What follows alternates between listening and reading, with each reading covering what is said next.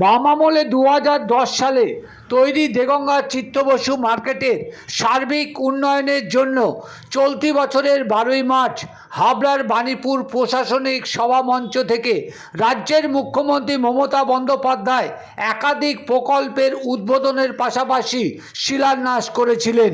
তার মধ্যে পশ্চিমবঙ্গ সরকারের কৃষিজ বিপণন বিভাগের আর্থিক সহায়তায় রাজ্যের কৃষিজ বিপণন পর্ষদের উদ্যোগে উত্তর 24 পরগনা নিয়ন্ত্রিত বাজার সমিতির তত্ত্বাবধানে দেগঙ্গা চিত্ত বসু বিপণন কেন্দ্রের পরিকাঠামোর উন্নয়নের জন্য বরাদ্দ করেন 1,34,12,000 টাকা। দেগঙ্গা চিত্ত বসু মার্কেটের দেয়ালে সেই শিলান্যাসের ছবি ধরা পড়েছে নজরে দেগঙ্গা পেজের ক্যামেরায়। বাম আমলে তৈরি 13 বছরেরও বেশি সময় ধরে পড়ে থাকা হিমঘর দেগঙ্গার চাষির স্বার্থে চালু হবে এমনই আশা করেছিলেন দেগঙ্গার আপামর প্রান্তিক চাষিরা।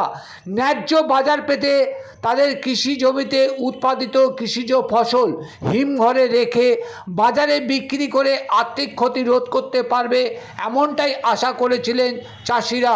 তবে বাম আমলের তৈরি চালু না হওয়া হিমঘর আজ যে চালু হবে না তা তারা শিলান্যাসের কাজের খতিয়ানের তালিকায় পরিষ্কার।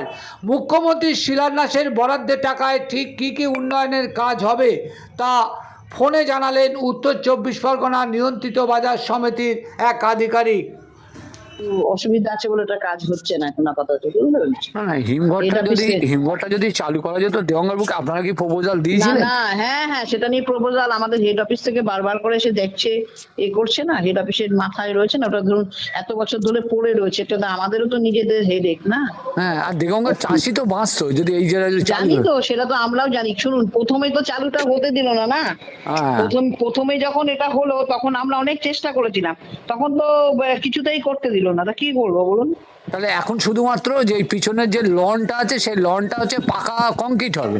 পাকা কমপ্লিট, হ্যাঁ কমপ্লিট হবে। ওপরের থেকে ওই আপনার ছাউনি মতন, মানে ওপর থেকে পুরো একদম ছেটের মতন হবে, তারপরে কল বসবে। মানে সবথেকে কৃষক বা ব্যবসায়ী সবাই উপকৃত হতো।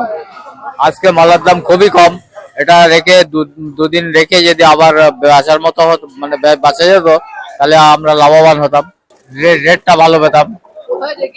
এই হিমঘরে। হিমঘরটা বন্ধ। হ্যাঁ, তো এই বাজার হয়েই সেইটারই বন্ধ আছে। আমরা চাইছি কি হিমঘরটা চালু হোক। আমার নাম কামাল উদ্দিন। হ্যাঁ, প্রয়োজন আছে। ধর মাল বিক্রি হলো না, কমে না বিক্রি করে আমি হিমঘরে রেখে দেবো না, একটা হিমঘর হলে আমাদের সুবিধা হবে। আপনারা মুখ্যমন্ত্রীর কাছে কি বার্তা দেবেন? না, হিমঘর হলে আমাদের সুবিধা, আমাদের মাল কি ধরনের সুবিধা হবে আপনার?